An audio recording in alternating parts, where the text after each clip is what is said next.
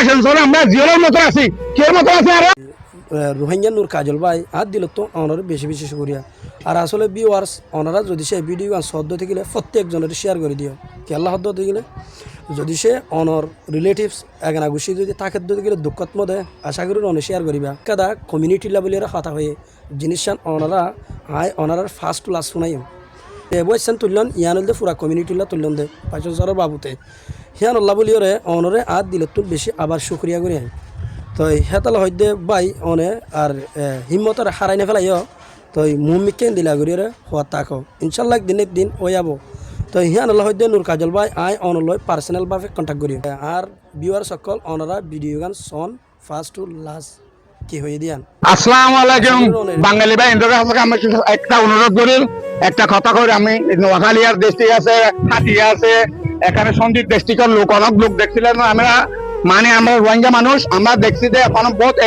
বাসন চলার জন্য অনেক হরতালর অনেক টানাটানি হর অনেক বোধ কিছু কিন্তু আমরা এই রোহিঙ্গা কিন্তু এখন বাসন চলে আমরা জিওলের মতো আছি কের মতো আছে আর জিওলের মতো কের মতো জিওলের মতো আমরা এখান থেকে চলা যাবে চাই আমরা সিয়াসির কাছে অনেক কথা অনেক বুঝেছিলাম অনেক প্রশাসনের কাছে হয়েছিলাম অনেক মানে এনজিওর কাছে করছিলাম আমরা চাই না তোমাদের মেরির উপর থাকবে জন্য আমরা চাই শ্রী বাংলাদেশের উপরে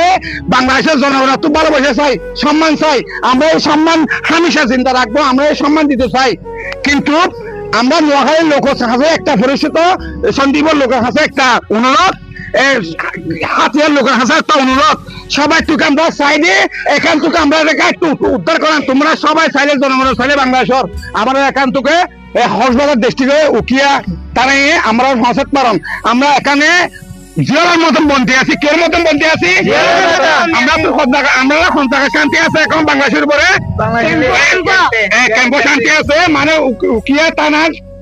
উকিয়া কুতুবারন আমাদের জন্য অনেক ভালো